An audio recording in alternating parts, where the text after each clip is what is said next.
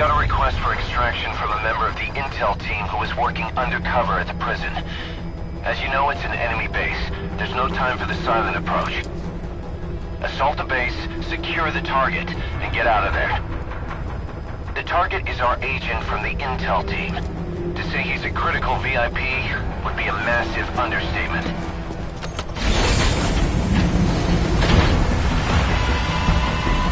Bring him home, boss.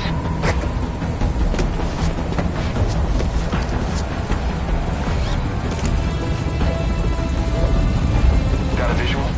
Negative. No sign of it. Are we too late? If he's caught, he could drag us all down with him.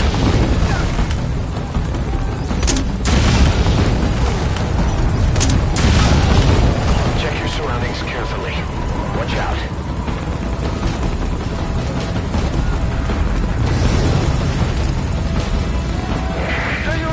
Come in. Incoming comm from the target. Patch it through. This is Warsaw. Go ahead. I can't hear him. Damn it, where is he?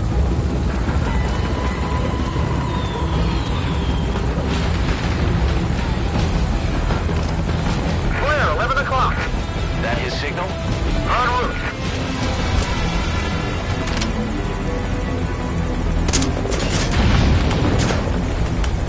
Contact, dead ahead. Keep them off the chopper. If it goes down, the show's over.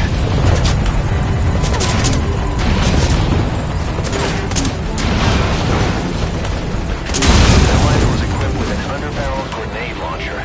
Put it to good use.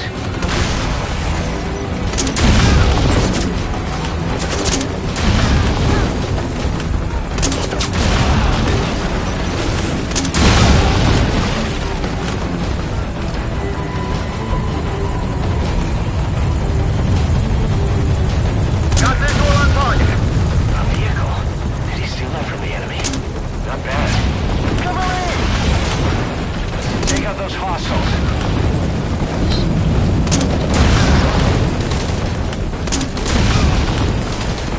Clear. All hostiles down. Touchdown is a no-go. Rendezvous at the helipad. Can you make it to the helipad? Roger that. Request escort. Boss, cover the friendly vehicle.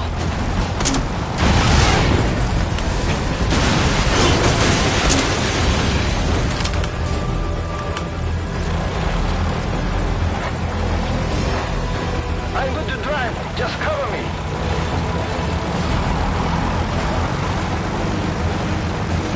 I'm secured the cassette tape. We're heading to the boss.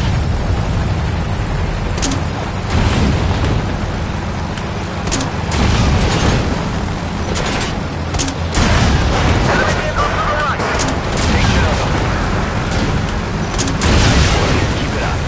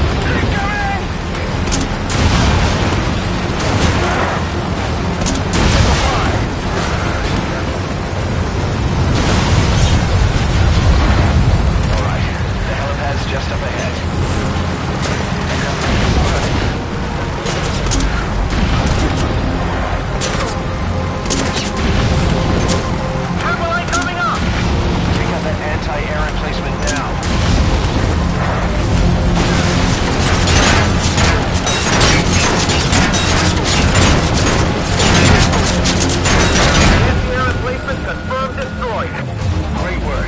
You destroyed an anti-air gun. That's punched a hole in their defenses.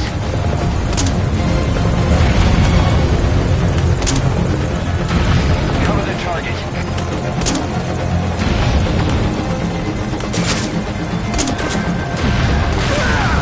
Target vehicle is out of commission. Is he alive? Come in. Enemy reinforcements. Take him out. Secure the LZ.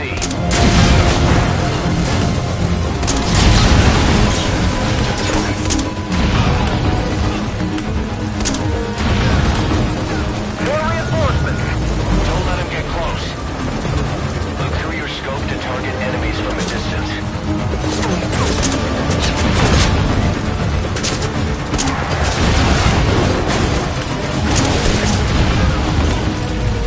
Eyes right. Big four in the control tower.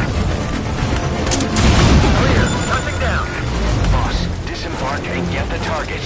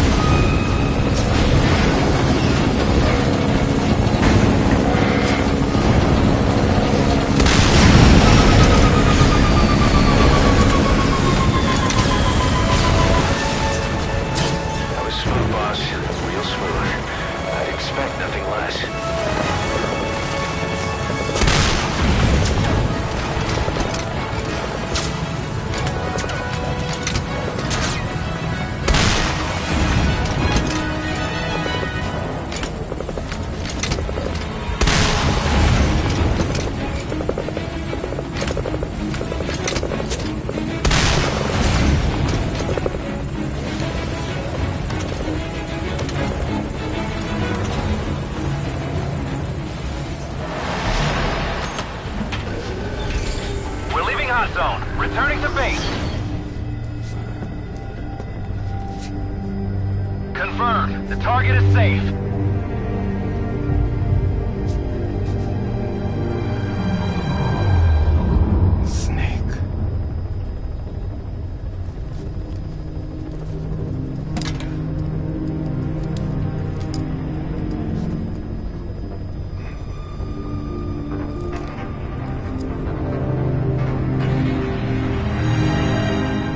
What took you so long?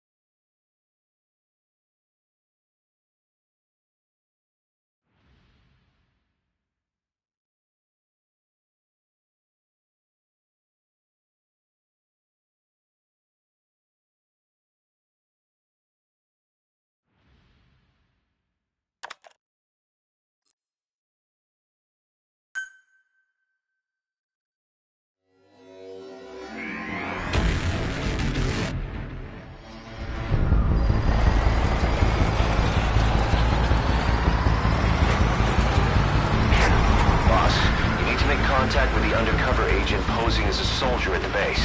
He'll pass you a cassette tape containing classified information. Start by taking a look at the agent's VI on your iDroid. Once you've spotted him among the Marines, make contact and get that cassette tape.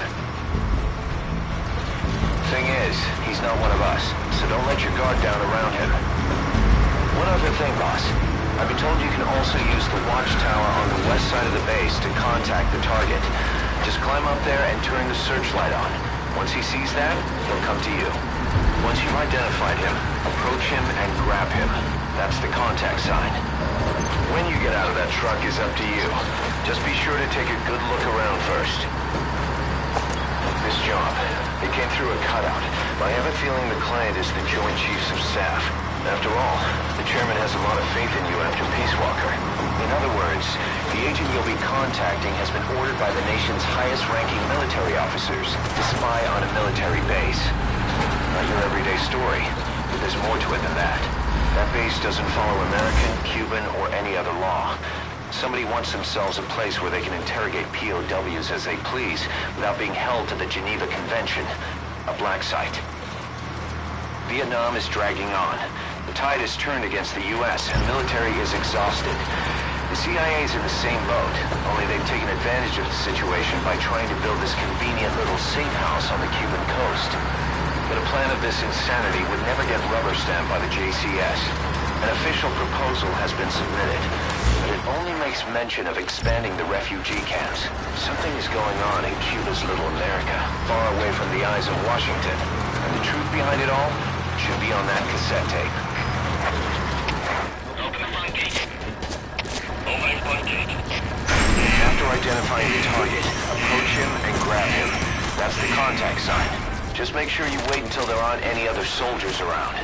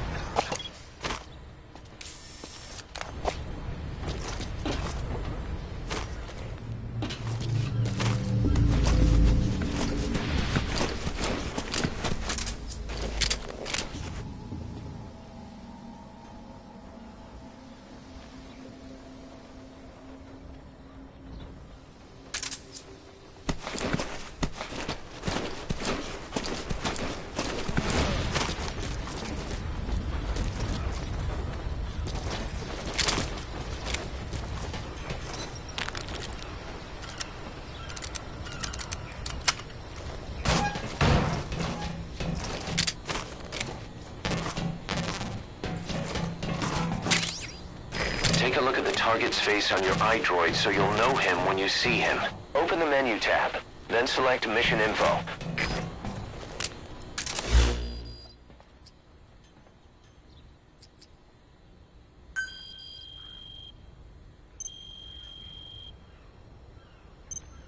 This is the target.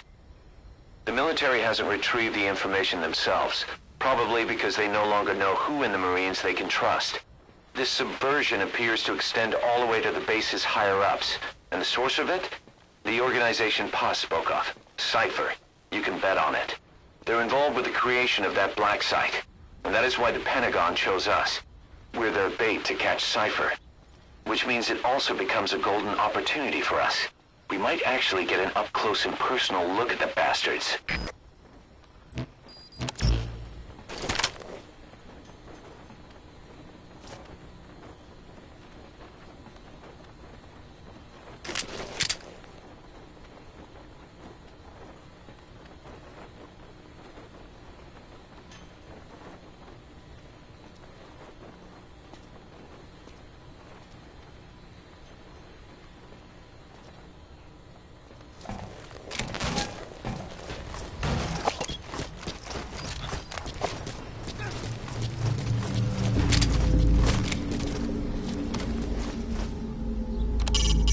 Make contact with the agent posing as a Marine. Check his appearance on your iDroid.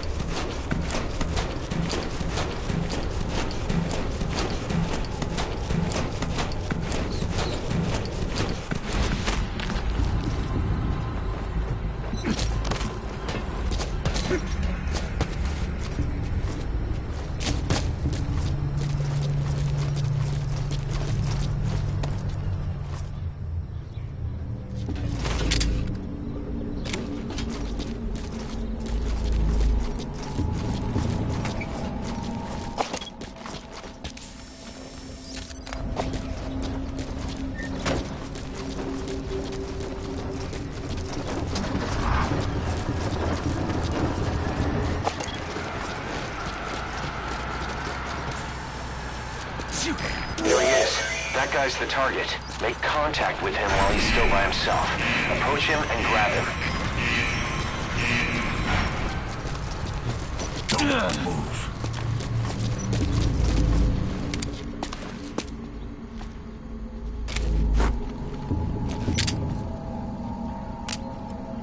Lie down.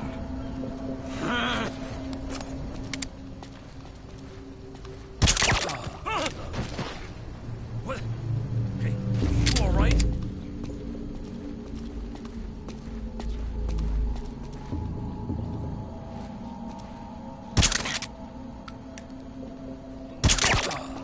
Put the target to sleep, huh? You can't put him in a hold when he's unconscious. Carry him somewhere out of sight, then wake him up. Good kick to the body should do it.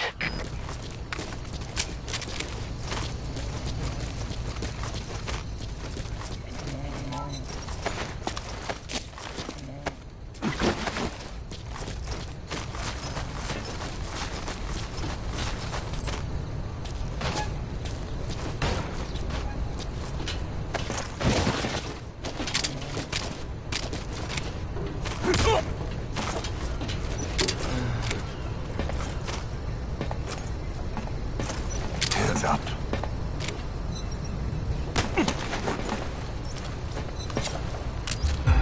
Spit it out. You're here for... No! Hey, not so tight, huh? I put everything on a tape. I don't have it on me. It's in the central control tower, edge of the admin building sector. I needed to stash it. Had eyes on me, and these guys, they don't work for Langley. He's... you know... Huh? Forget it. You watch your ass, too. All right. Come on, do it.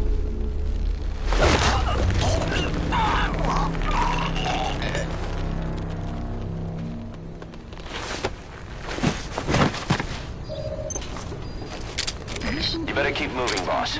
Confirm the location of the central control tower. It's marked on your map.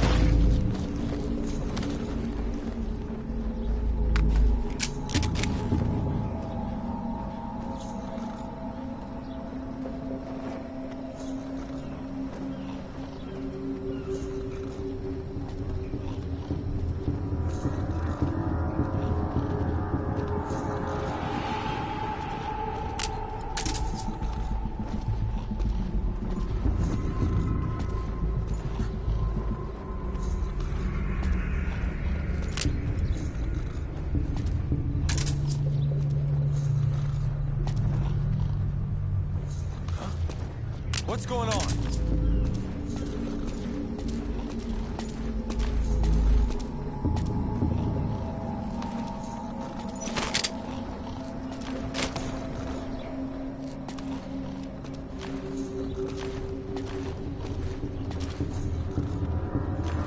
Hey! Hey! Hey!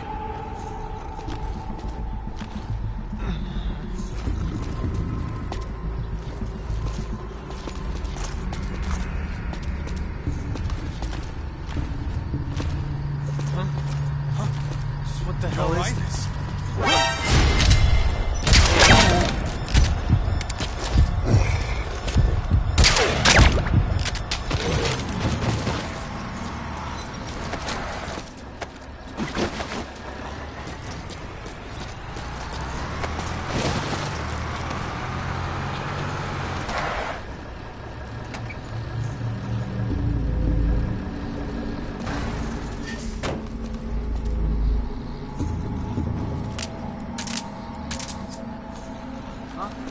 You okay?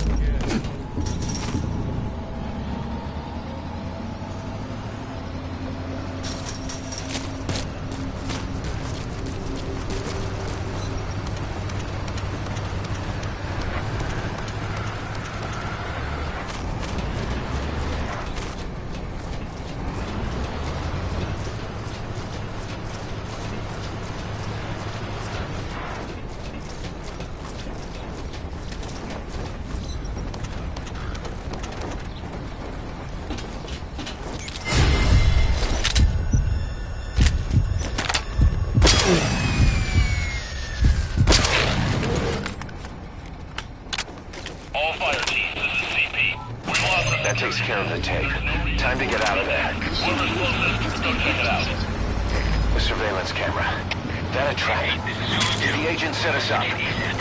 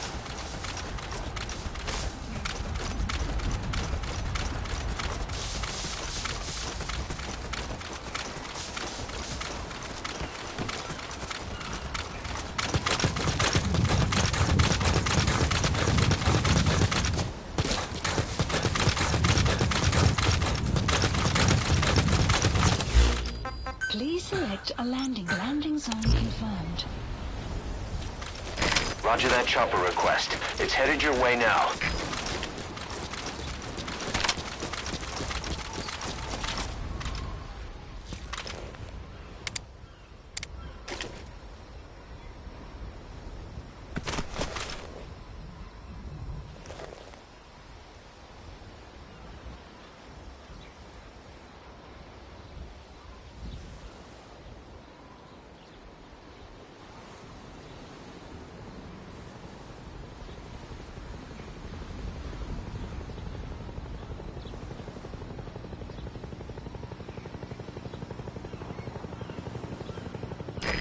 This is Morpho, arriving shortly at LZ.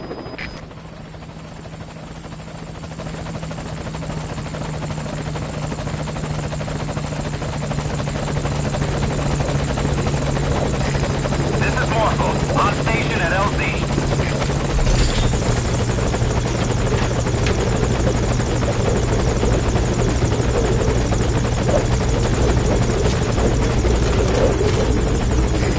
I gotta pull out.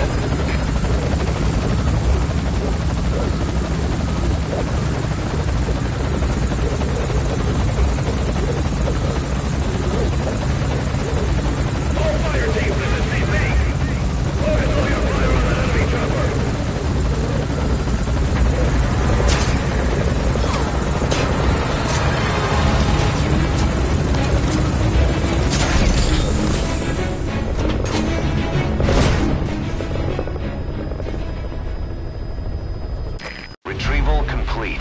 Great work as usual, boss.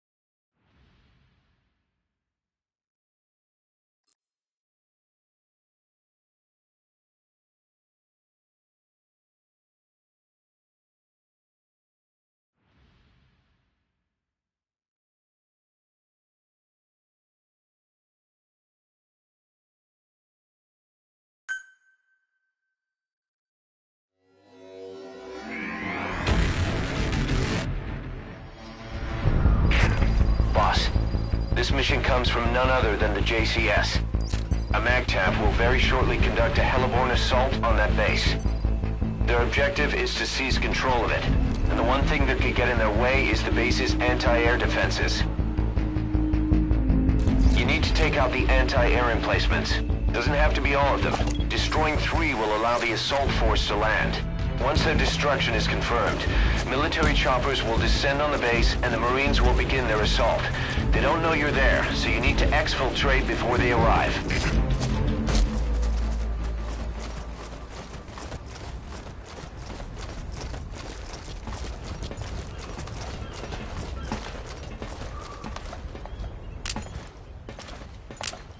C4 is an explosive that can be placed and then detonated remotely. You place some C4. Get to a safe distance before detonating it.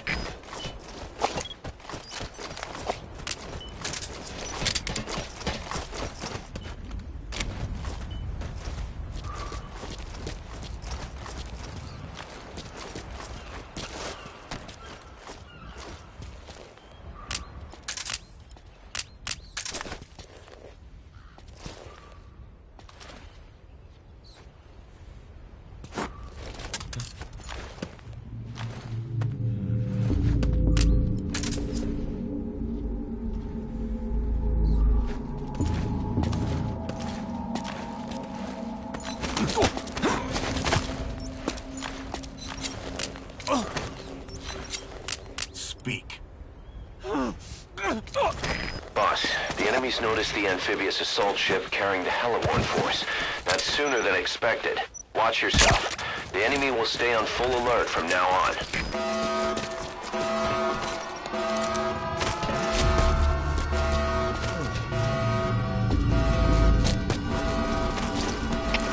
CP, this is 1. Just heard a noise. Gonna check it out. Over. This is CP. Understood. Be careful. Out.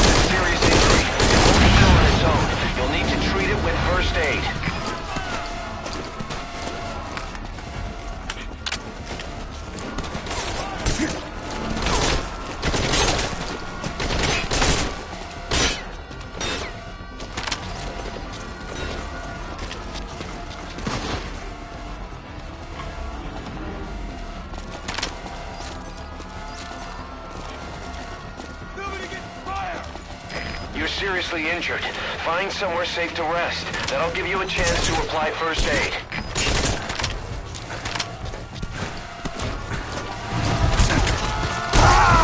Boss. Enemy down!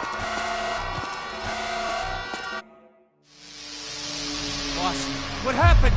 Boss!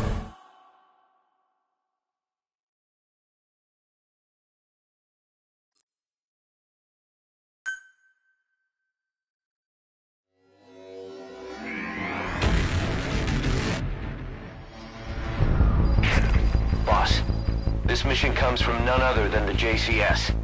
A MAGTF will very shortly conduct a heliborne assault on that base. Their objective is to seize control of it, and the one thing that could get in their way is the base's anti-air defenses. You need to take out the anti-air emplacements. Doesn't have to be all of them. Destroying 3 will allow the assault force to land. Once their destruction is confirmed, military choppers will descend on the base and the Marines will begin their assault. They don't know you're there, so you need to exfiltrate before they arrive. C4 is an explosive. You place some C4. Get to a safe distance before detonating it.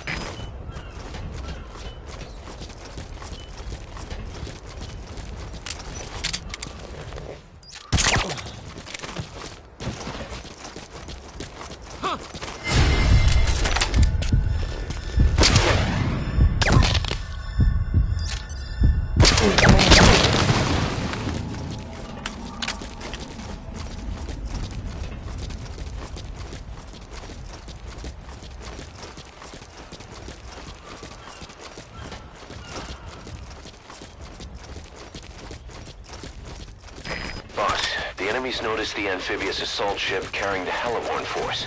That's...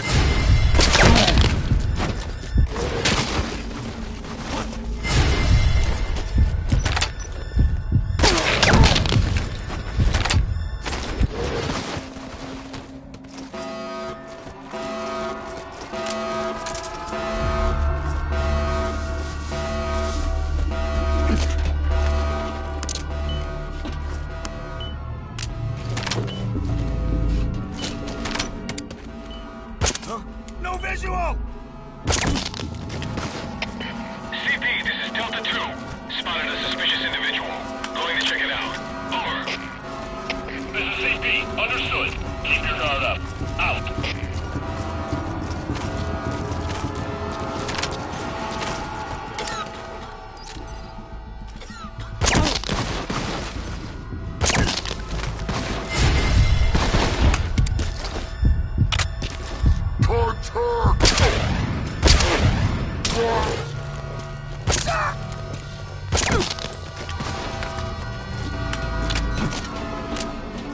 Boss, the problem doesn't stop at the torture facilities. The abductions on foreign soil are a violation of national sovereignty, and if that gets out, they're looking at major diplomatic headaches. That's why the government has given its unofficial consent to the JCS's plan, and this suppression op is going ahead. The endgame is to conduct an on-the-scene survey of that black site and apprehend whoever was behind it.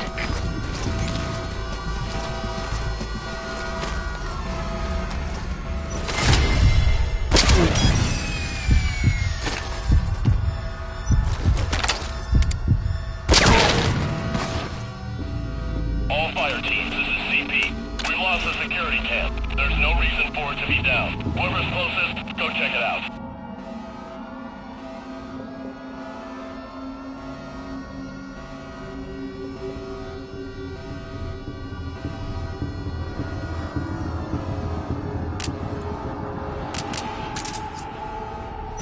What?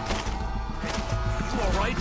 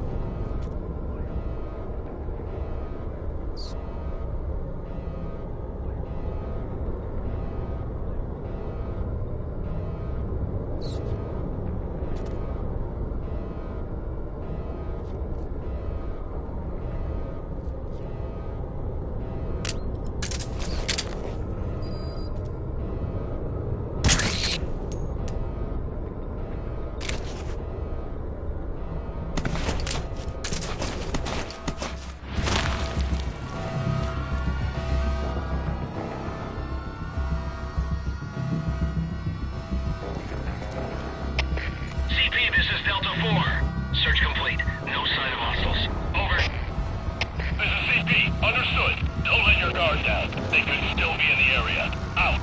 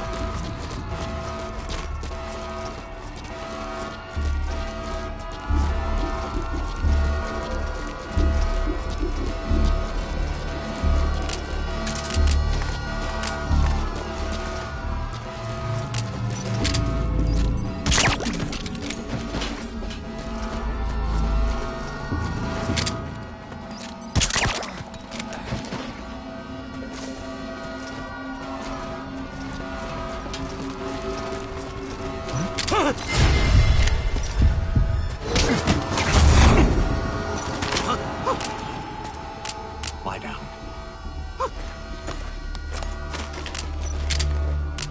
Spit it out. The map has been updated.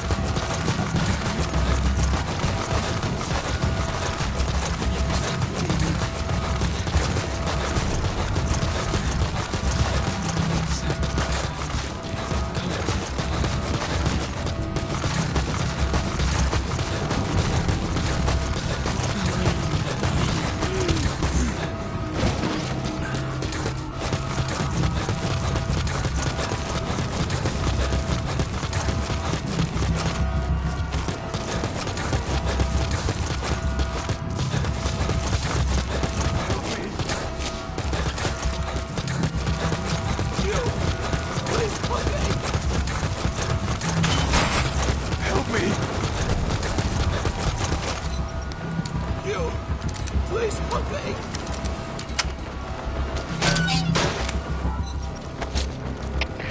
CP, this is Zulu 7. We've checked the area and found nothing. Calling off the search. Over. This is CP. Understood.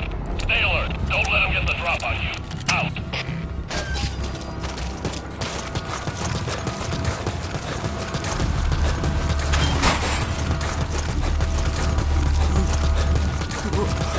Wait, there's something there. Did they set a trap? Look around carefully.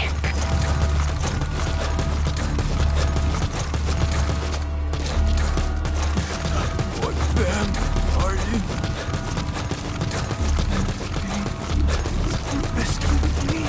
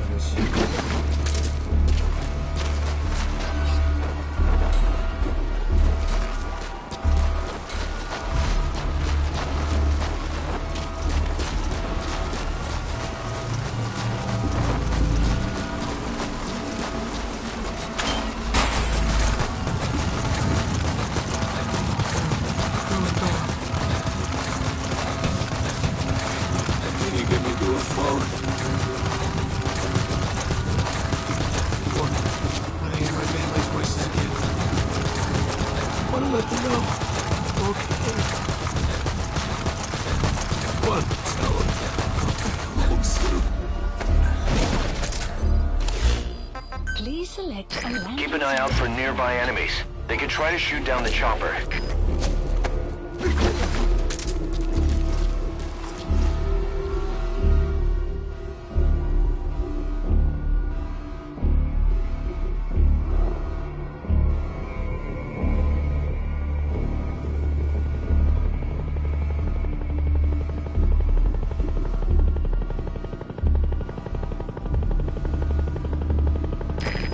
This is Morpho, arriving shortly at LZ.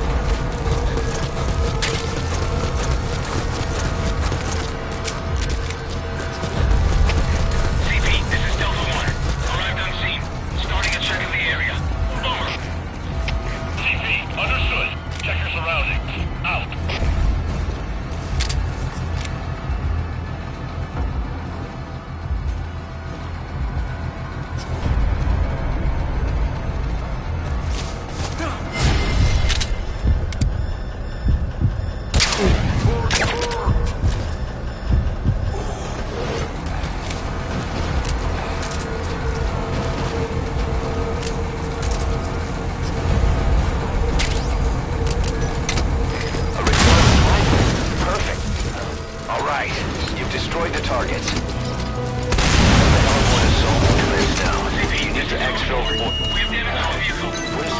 You gotta be kidding me. Boss, radar's picked up unidentified aircraft. 2 of them. They're headed your way. Speed 500. Most likely attack aircraft. 3 minutes until arrival. I don't know what this is about, but I don't like the timing. Get out of there ASAP. I have a bad feeling about this. Shortly at LZ.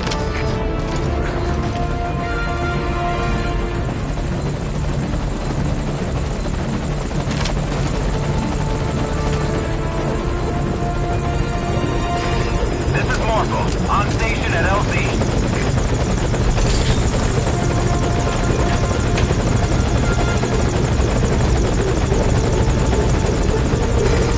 I gotta pull out.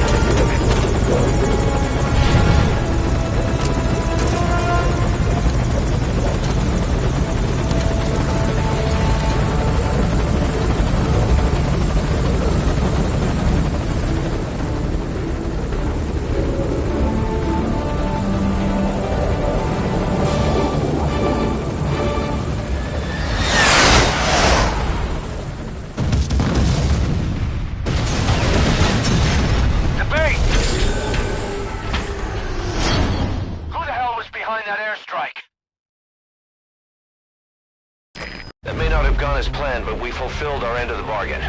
Good work, boss. Come on home.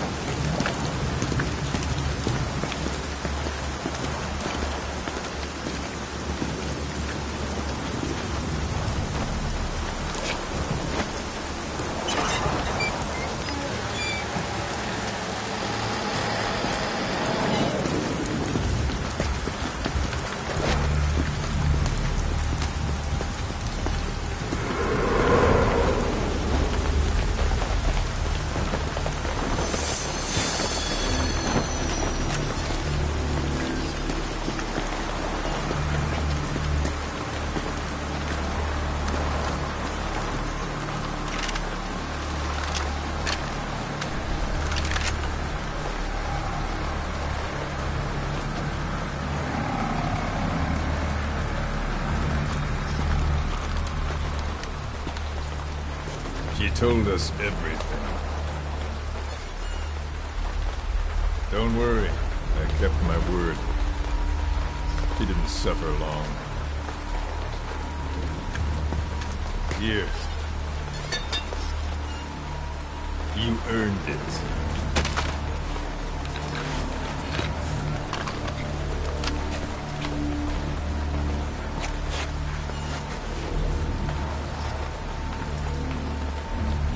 How's it feel to play the traitor? No more war games. You're a real man now, soldier.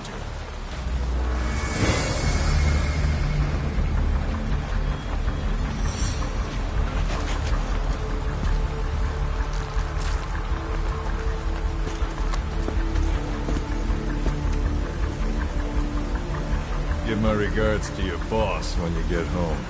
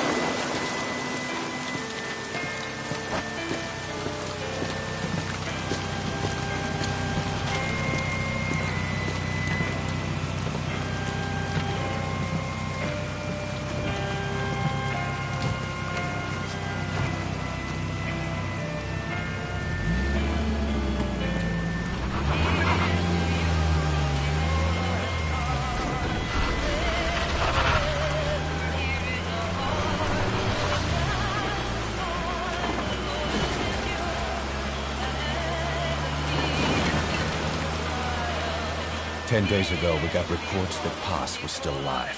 She survived. She was rescued by a Belizean fisherman who found her drifting in the Caribbean. So what's the plan?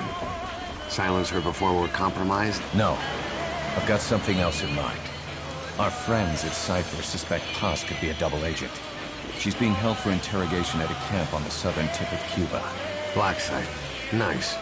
A slice of American pie on communist soil, and out of U.S. legal jurisdiction.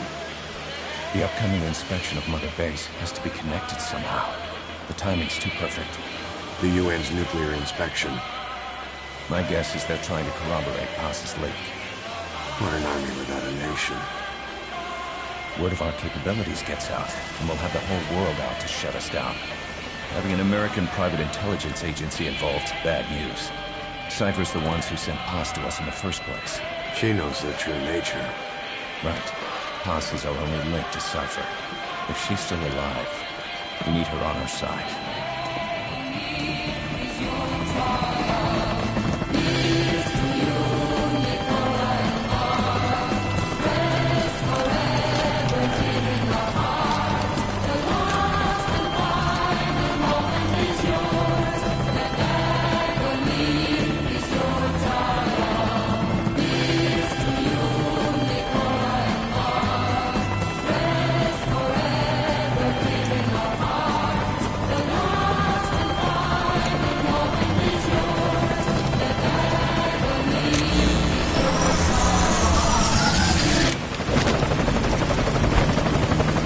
Trojan horse is in!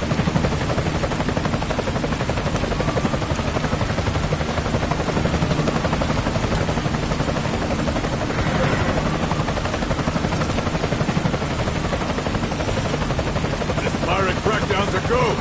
Move!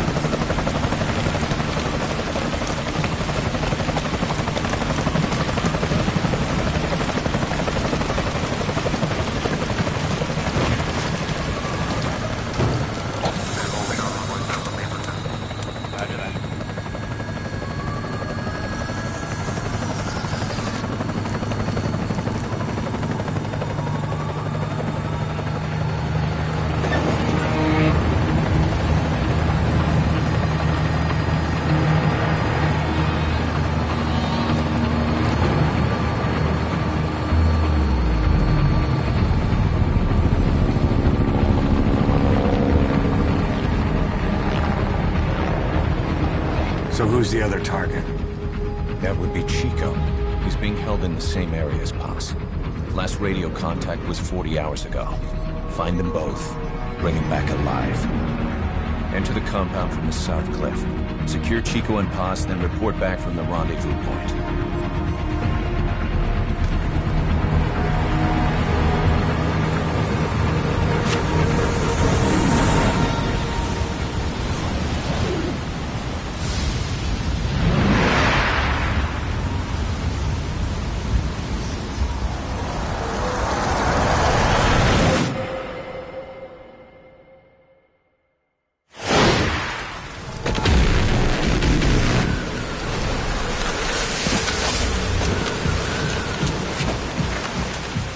We'll send a chopper from across the Cuban border.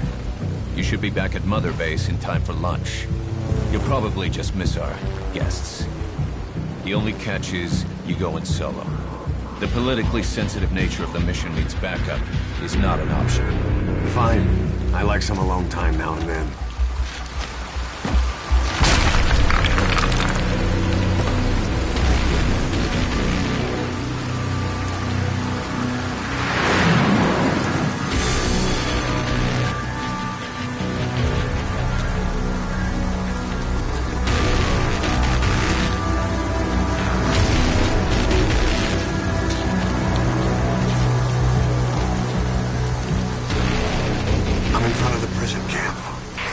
Excellent, Snake. Age hasn't slowed you down one bit.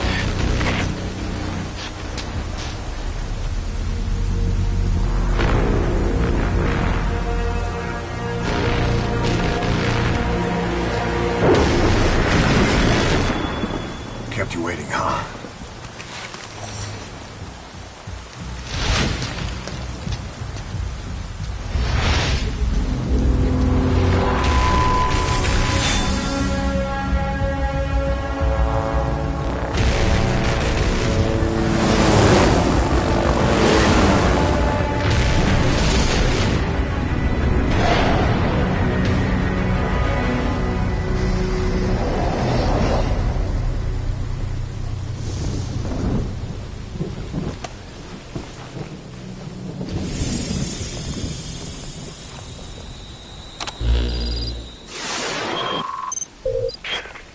And Paz are being held in an old, unused part of the compound. Get inside and head northeast.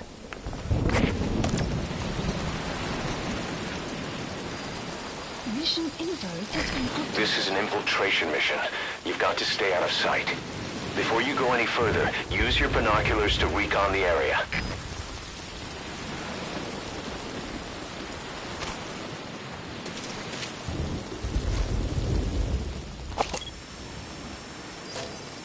What do you see? Press the call button to get more intel. It's a guard. Don't let him see you. Avoid combat whenever possible.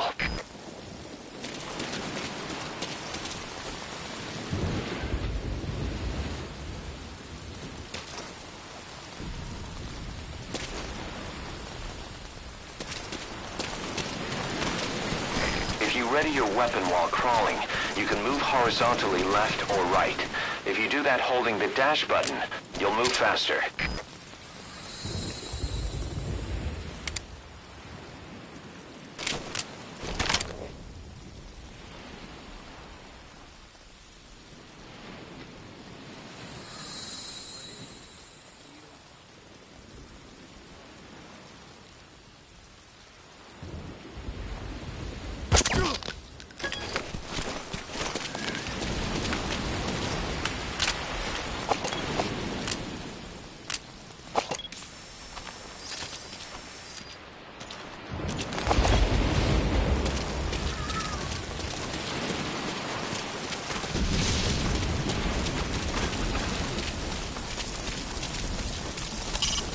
Head for the old prison.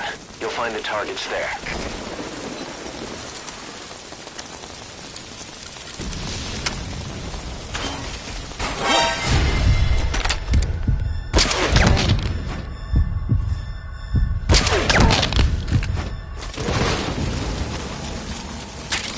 You should move the bodies of enemies somewhere out of sight.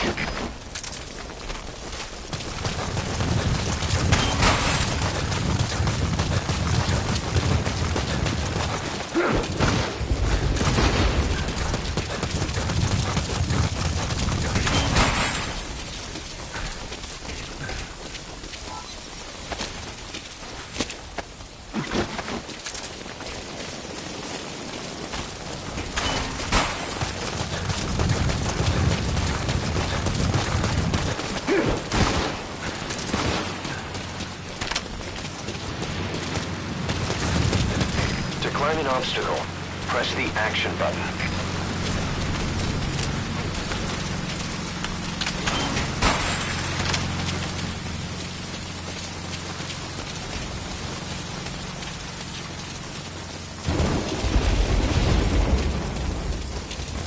Contact me if you need advice.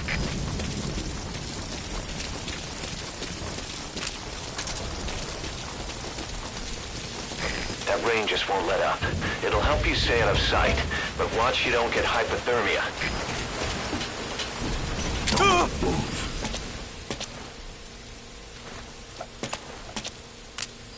Spit it out. The map has been updated.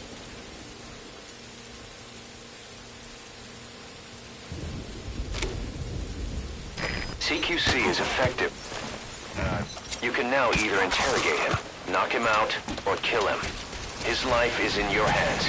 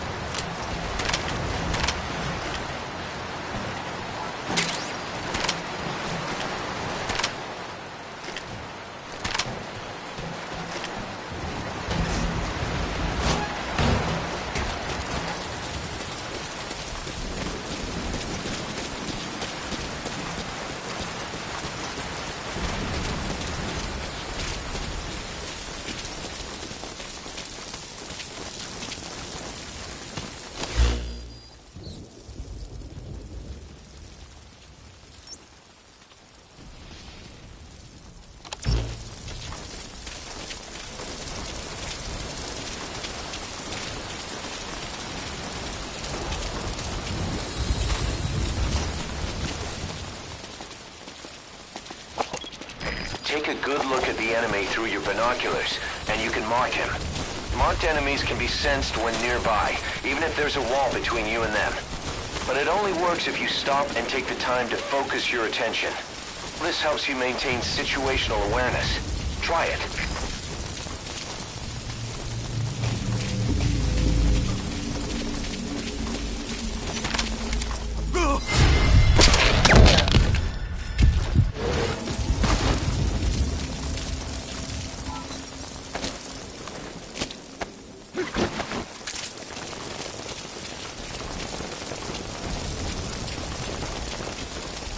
That's the old prison area. The targets are there. Keep low. You can check the controls on the pause screen.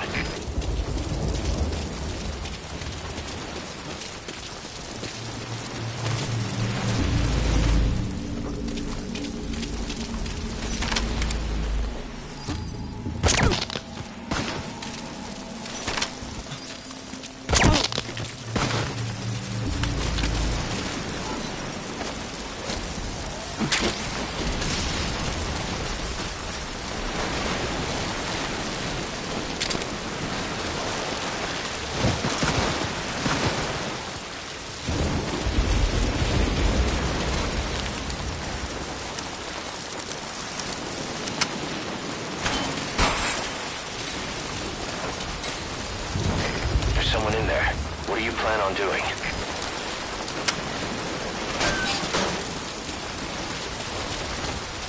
Another prisoner. Looks like he's alive.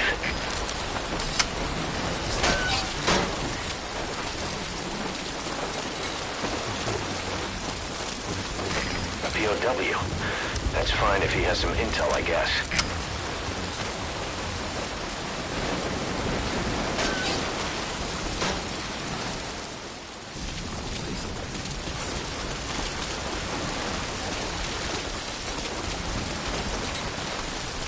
Another prisoner. Looks Looks like he's alive.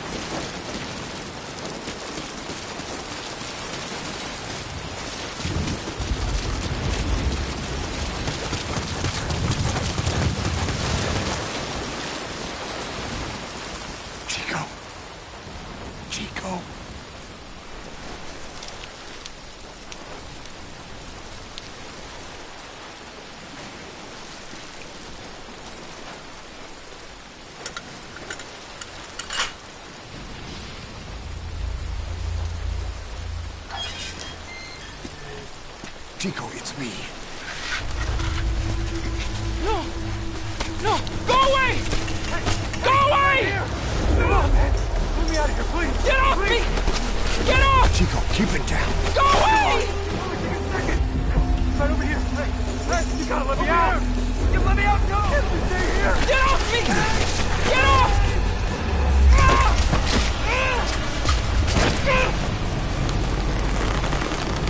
Chico, calm down. Calm down. Don't fight it.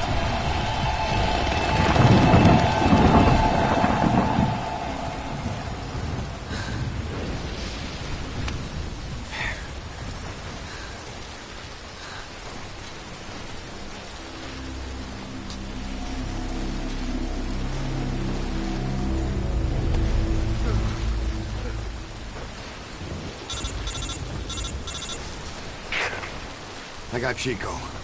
And Paz? Not here. Are you sure? Pretty sure. Is Chico able to walk?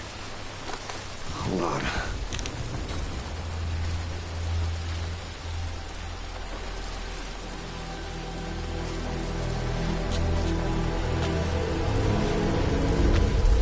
Not gonna happen. You'll have to carry him out then. Okay, boss, change your plans. Haul Chico over to the rendezvous point. We'll get Paz's whereabouts out of him once he's calmed down.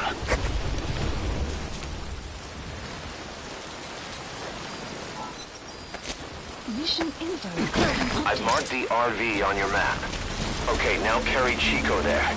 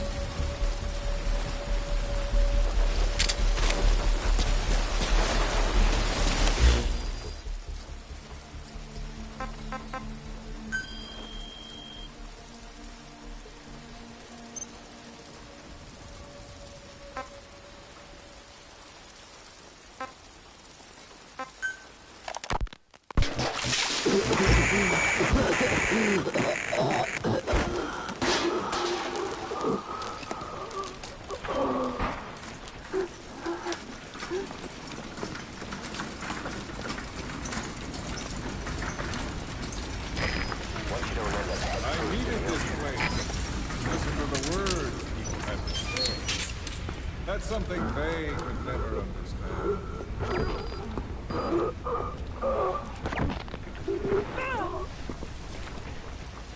You've done your part. You told us plenty.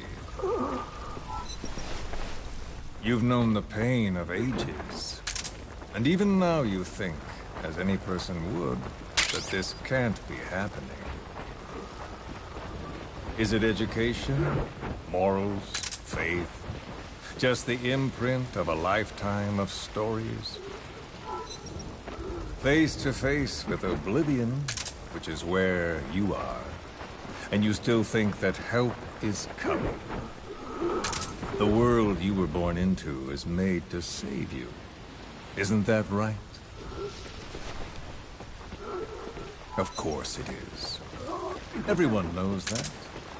Until your last breath, you know it. Without the slightest chance or reason left to them, humans are capable of hope. I'm no different. Just a little further. But for one thing, when my time came calling, I didn't die. My family died, my country died, but they didn't take me with them. All hell took from me was this skin, this outer peel that marked me human.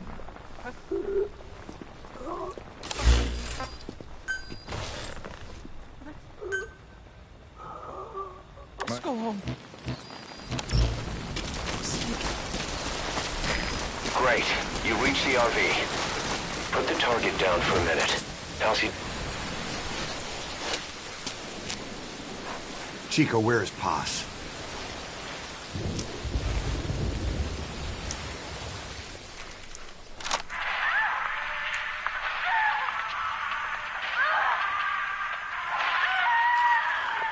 She's dead. When was this recorded? She's dead.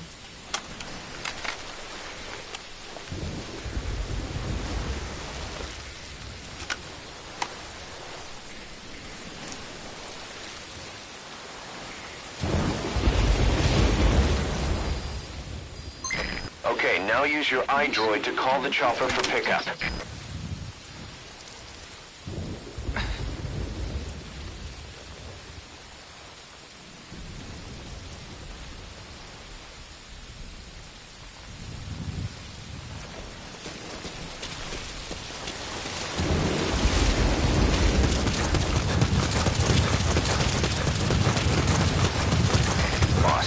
Chico's tape probably contains some clues to where they're keeping Paz.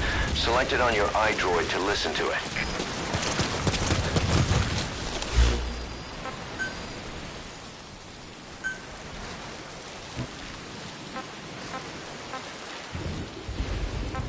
The village had an oilseed field and a fine factory. Every day, my friends and I would see our parents at work in that factory. That's all I had. All the world I knew. Then one day, aircraft came droning in from some far-off sky. The factory was bombed. Some spies had told them we were making weapons. The building burned. We tried to flee outside. The crowd blocked the exit. The crowd of people. Hot. So hot. I tried to push through their legs and get ahead, but a boot in my stomach put me on the ground. The smoke of them burning filled me up. I heard my name called, but not for long.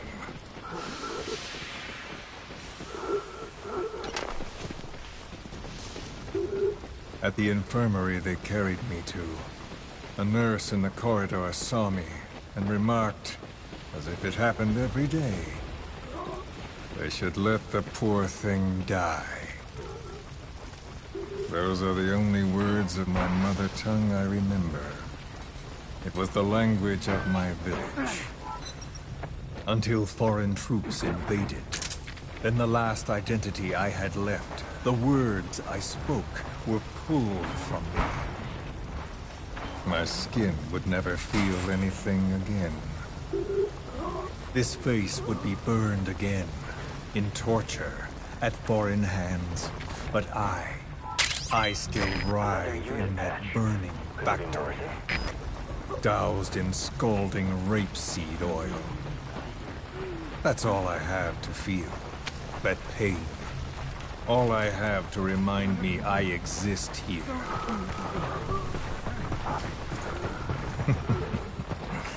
Those spies reported well.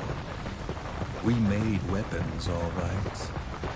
As cartloads of rifles came in from the battlefields, we fixed them up and sent them back out. So our country could win. Or rather, so that little world we knew could continue. I came to realize I mustn't die. I'm their last hope. All those who perished and left me here. I have to accomplish something. If I don't, their will be swept out of this world.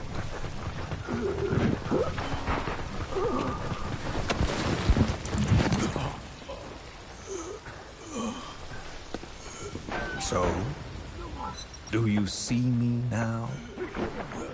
Tell me, what do you see? You have eyes. What do your eyes see? Yes, that's right. You see a skull face. You see me. This skull is who I am. My mark, my proof of humanity. I have no country, no language. I have no face. But I haven't lost my skull.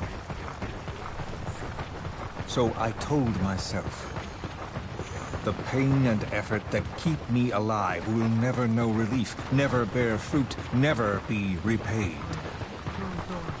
I know that, but I told myself to focus on some hope, a non-existent hope, to guide me through this burning world. A hope. Call it a dream. A melancholic delusion. As the pressures within me stretch me to bursting, and I force myself not to cry out, though the words I thought were carved into me are gone, and all I knew is dead.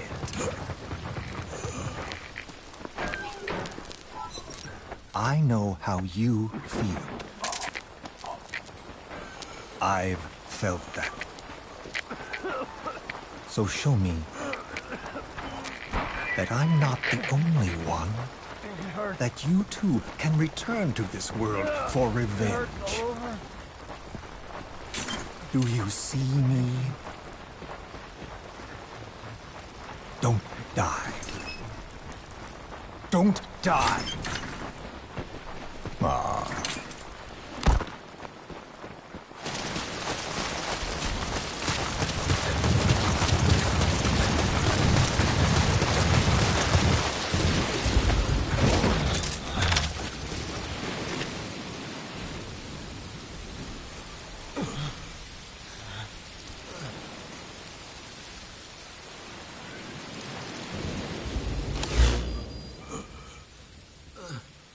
Please select landing zone confirmed.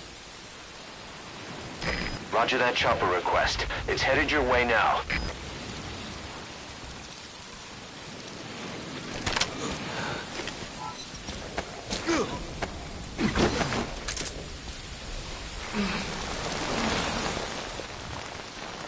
Look, when I hear my family's voices again, I want to let them know I'm okay. I want to tell them I'll be home soon.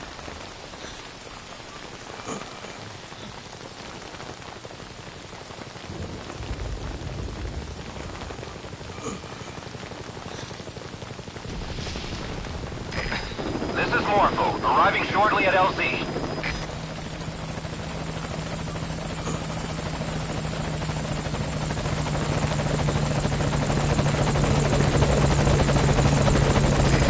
This is Morpho, on station at LZ.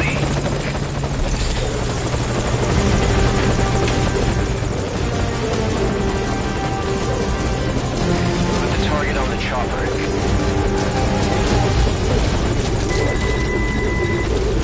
Okay, target is in.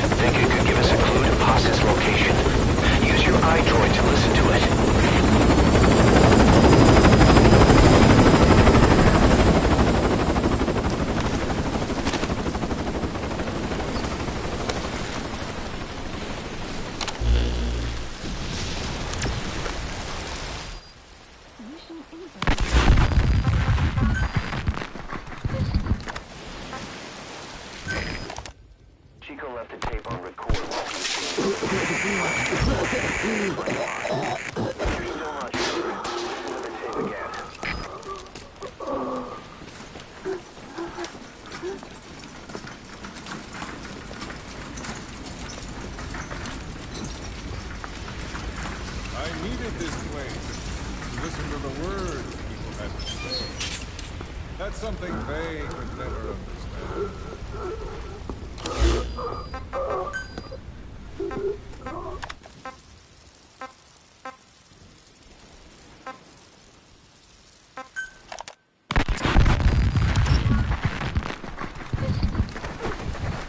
Bus!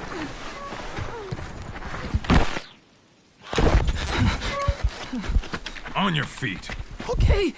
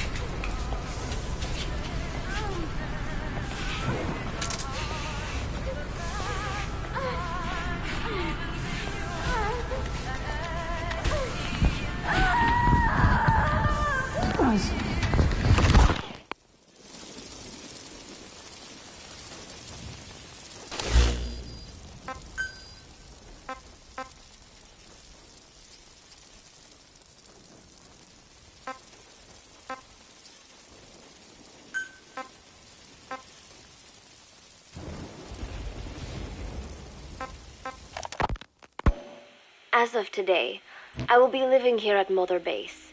Now my real trial begins. Zadornov was paying my room, board, and tuition, but he has since been captured. I told the man that with no more money from the KGB, I could no longer afford school. He bought my story, and when I said I would be willing to work, he took pity on me and let me stay.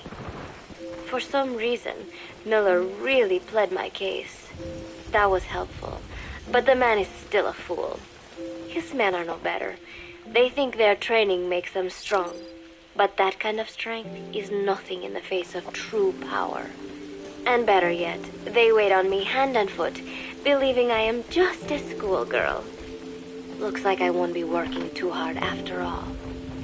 Just today, while scouting out the living quarters, I saw a group of them in the corner of the deck making a fuss. Going over for a look, I saw they were feeding a kitten. A bunch of grown hard men, and they're the ones acting like schoolgirls. Look, isn't he cute? What is wrong with them? Disgusted, I just nodded and smiled. I must stay in character after all. I indulged their chit-chat for a few moments. Then one of them asked me to give the thing a name. They had just taken it from its mother. I named it Nuke. I improvised some nonsense about how our compassion for living things can help prevent wars. The men gave me a little fish. I held it out in my palm, and the kitten happily ate it up. What a pathetic, feeble creature. It sickens me.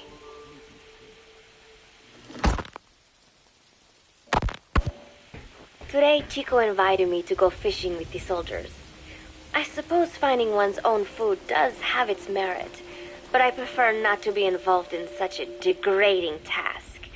And their prattling on about fishing being fun is nonsense. I'm not here to find playmates. Nevertheless, distasteful as it was, I went along in order to maintain my cover. Chico thrust a fishing pole into my hands, and we went up onto the deck where several soldiers had gathered. They welcomed us warmly. With so few women aboard Mother Base, I'm treated like a princess. No one suspects I am neither a teenager nor a student. It was nice and sunny, with a gentle breeze and waves. As I cast my line and waited for a bite, the soldiers began to ask me all sorts of questions. As always, I answered according to our predefined scenario, feigning a smile. As I sat there feeding them lies, the fish began to bite, and the soldiers began to focus on their prey.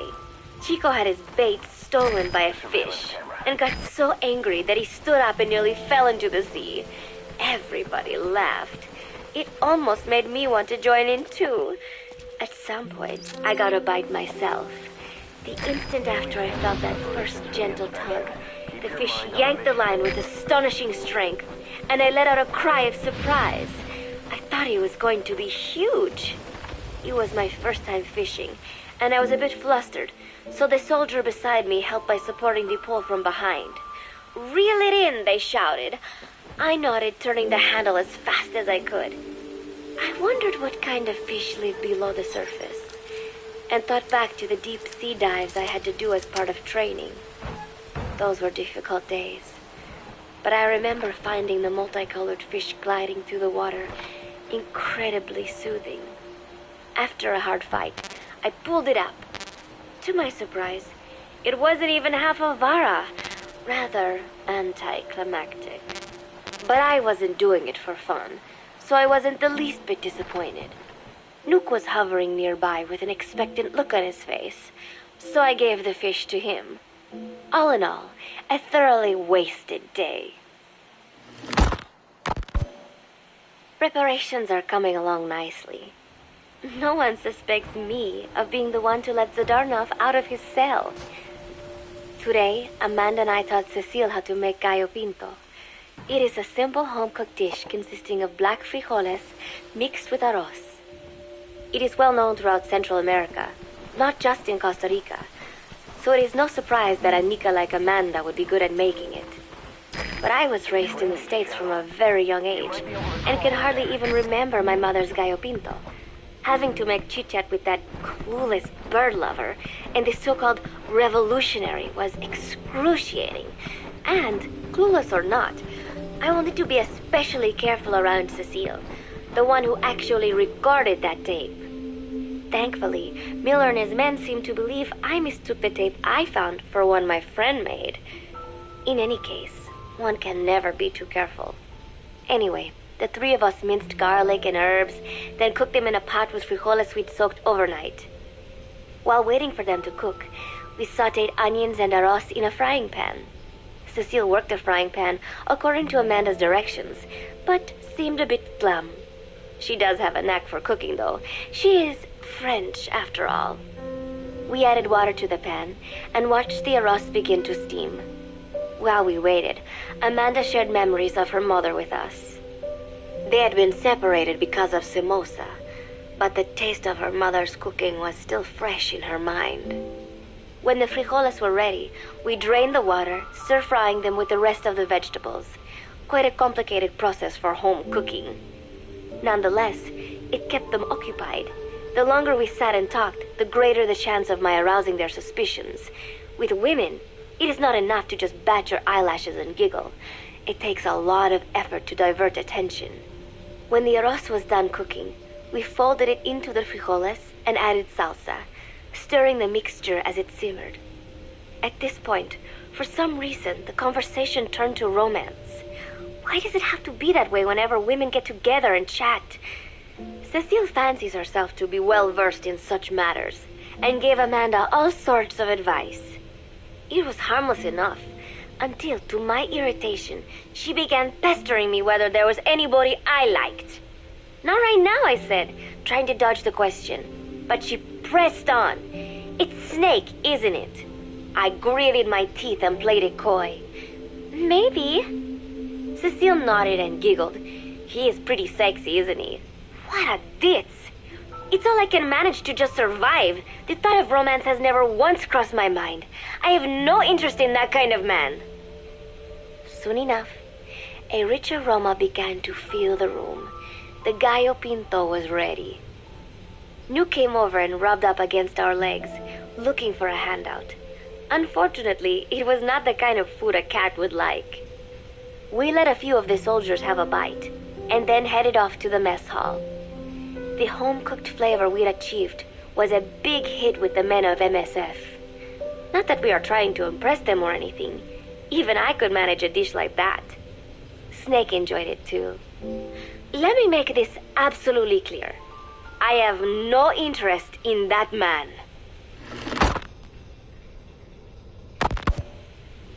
Football, or soccer as it is known in the States, is extremely popular here. It has not caught on yet in the US, but it has legions of rabid fans all across Latin America. These fans can get so rowdy that it is commonly believed El Salvador and Honduras went to war in 1969 over scuffles in a soccer match. In reality, tensions between the two countries were already high. The match was merely one of the sparks that set them off. But these people are so passionate about this sport that the story seems plausible. Predictably, many of the soldiers here are fans.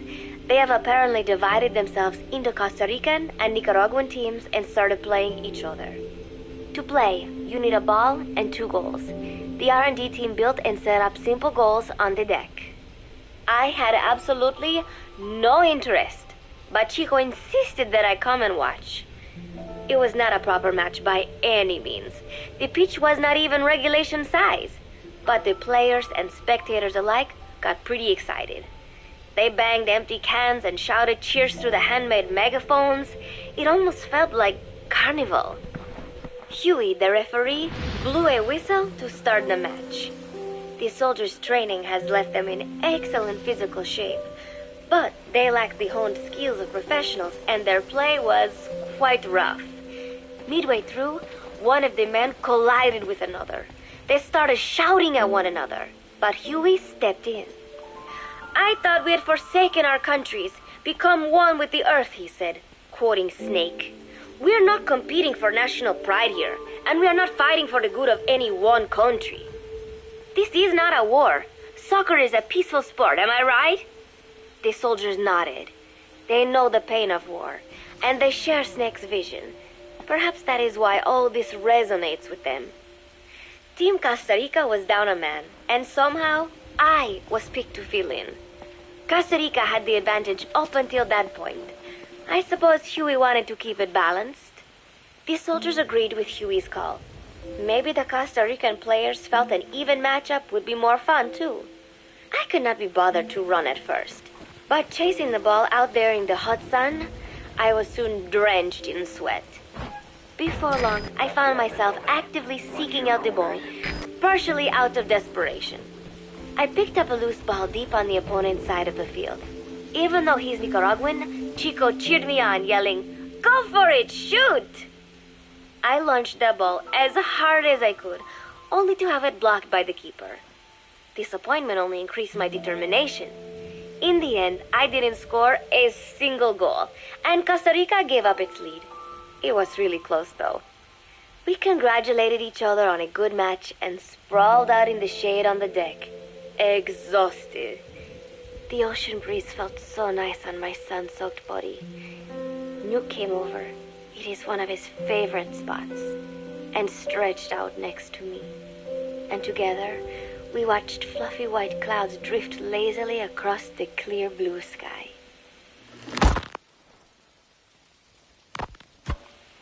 It was lovely out today, so I decided to sun myself in a lounge chair up on the deck when Strangelove came up to me.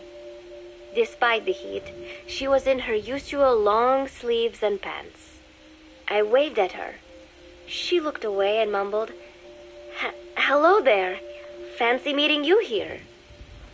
I asked if she needed anything, feeling her eyes creeping up and down my body like she was savoring it. Finally, she swallowed and said, "You have such beautiful skin." Bewildered, I shook my head and said, "No, not at all."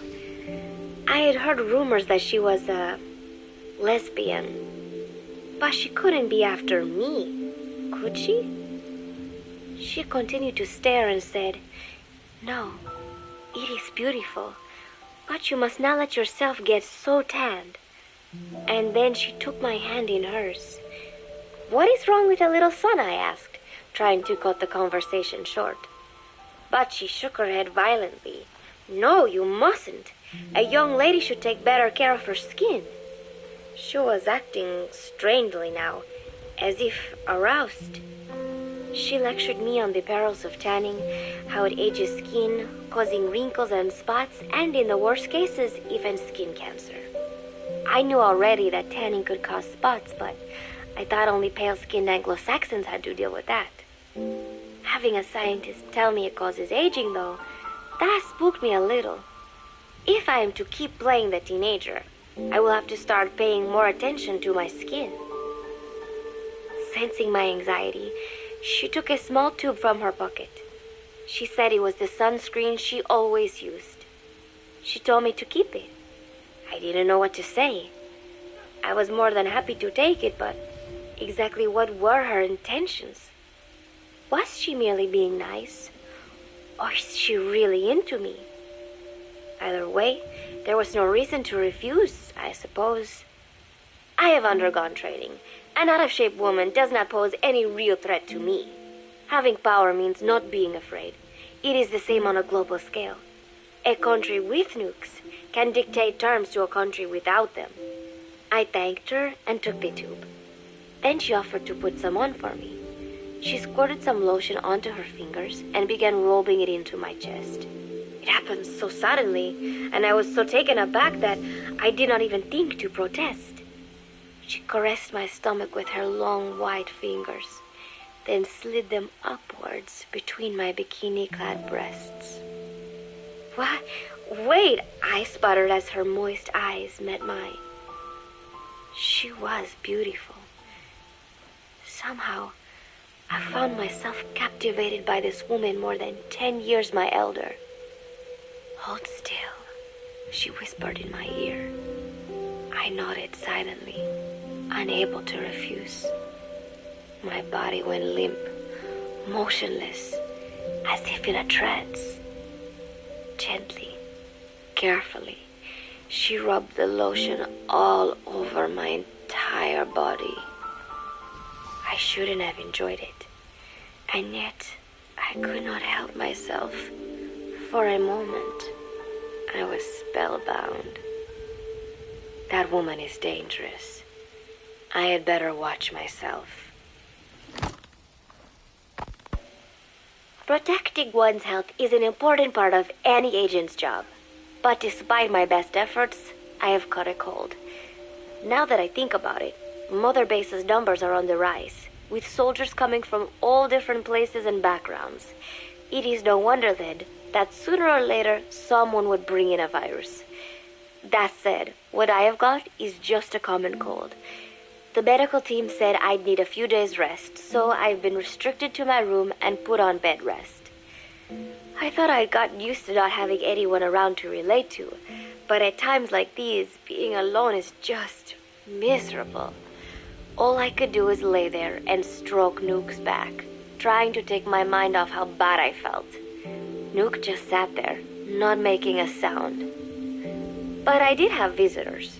Amanda and Chico, Huey, Cecile, Miller, and a few of the soldiers I've become relatively close to. Amanda made me a soup with herbs she said were good for a cold. Miller told me to take it easy. I will sing you a lullaby, he said, then broke out a guitar and sang some incomprehensible song in Japanese. I did not need to understand the lyrics to know he is an awful singer. Then he said, "You know what is good for a cold? Suppositories. Here, I'll show you." He began to take off his pants, so I threw my tissue box at him to make him go away. Then Strangelove showed up, saying she had some miracle Indian cure. It has got eucalyptus extract, she said. It works best if you rub it into your chest. And then she tried to take off my nightshirt. I whacked her with my pillow, and I got rid of her.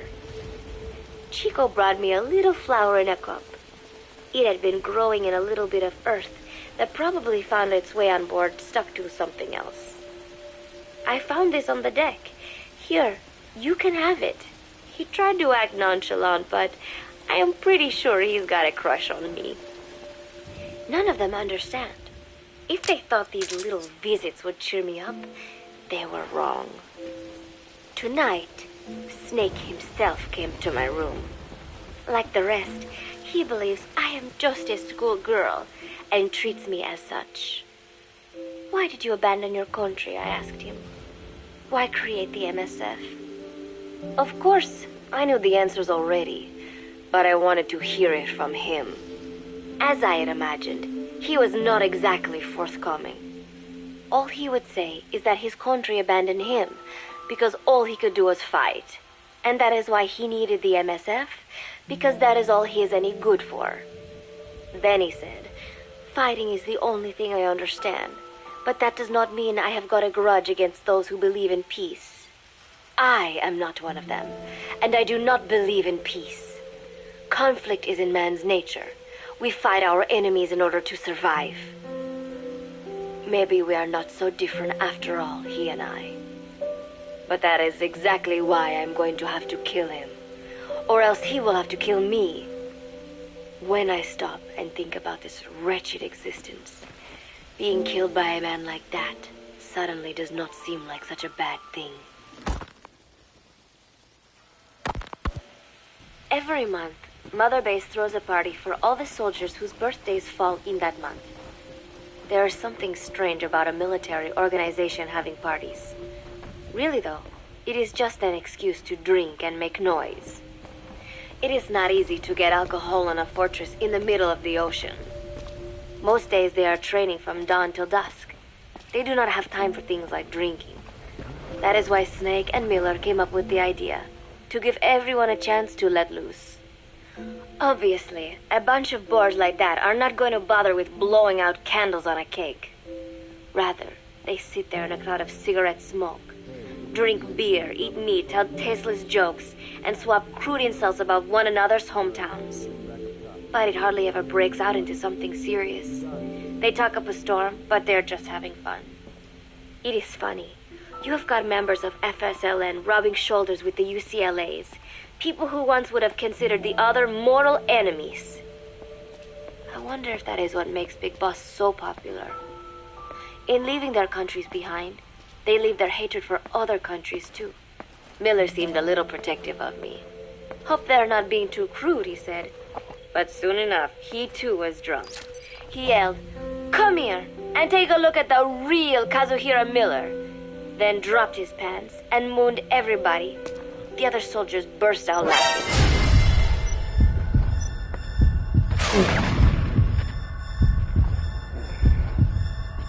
I have never seen such a crude, ridiculous party before. And yet, all these people, laughing and acting the fool. Is this what they call peace? For some reason, I began to think about all that has happened since I came here. Fishing with Chico, cooking with Amanda and Cecile, playing soccer, having visitors when I caught a cold. When I stop and think about it, my time here has been the most peaceful of my life.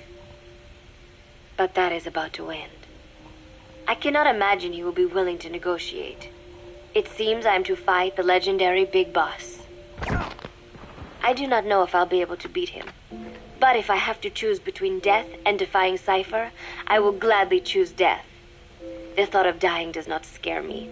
But if I disobey my orders, the fear and despair awaiting me will be far worse than anything I can imagine. It was Cypher who took me in as an orphan, gave me food and a place to live. His orders may have been unreasonable, but I will never repay my debt entirely. It seems I have no choice. I must fight this man. I must fight Snake. Do you know Miller, Snake's right-hand man? Apparently has got at least one serious weakness. He is an insatiable womanizer. He does not bother me, most likely because he considers teenagers off limits. But he has hit on every single one of the few female soldiers here at Mother Base. They ought to be telling him where to stick it, but end up falling for it so easily. I think some of it stems from the fact that he is actually not that bad looking. Anyway, today, that nasty habit got him in trouble. He and Snake got into one of their rare fights, and I was there to see it. They burst out of the showers, completely naked, trading punches. I am no child. The sight of a naked man does not make me blush, but this was something else. "Maybe this'll teach you," Snake yelled as he slammed his fists into Miller's chest. I heard later that apparently he'd been two-timing someone, and that same someone had gone to Snake with her troubles. As I see it, it is her own fault for letting herself be deceived like that. If she is too dumb to see through Miller's lies, then she got what she deserved. But this was not the first time it had happened, or the second, and Snake read Miller the riot act. Miller argued back, and what began as a shouting match turned into a fist fight. "You son of a bitch," Miller yelled as he swung. "Not bad," said Snake, smiling, "but not good enough." And then he was back on the offensive. They had already been at it pretty hard in the showers, and their bodies were covered with bruises. Both of these men had been trained for war, their bodies deadly weapons. They were each bleeding from a dozen places. All this from a fist fight. Even so, it was far less gruesome than if they had given it their all. It was obvious that one of them would be dead were they fighting for real. Miller took another swing, yelling, "Try this then!" Snake parried, then responded in kind, but I could tell he was not aiming for anything vital. "You are one tough bastard, boss," Miller muttered. A smile crept across his face as he caught his breath. And then they went right on fighting. Blood and sweat flew off their glistening bodies. It was combat without hatred or hostile intent. I had never seen violence like this before. And yet, it was more than just a friendly tussle. They were utilizing every technique they knew. It was not a sporting match. They were not playing by the rules. How could they keep this up? At last, the two men tired themselves out, and the bizarre scene came to an end. They looked at each other's battered bodies, and then burst out laughing, embracing and congratulating each other on a good fight. It all seemed so idiotic. I still cannot fathom such behavior. But somehow, I got the sense that for all his womanizing, Miller really only trusted one person, and that was Snake. There was no way I could ever come between the two of them. And at that thought, I began to feel as if I had lost. All of Mother Base is preparing for a festival.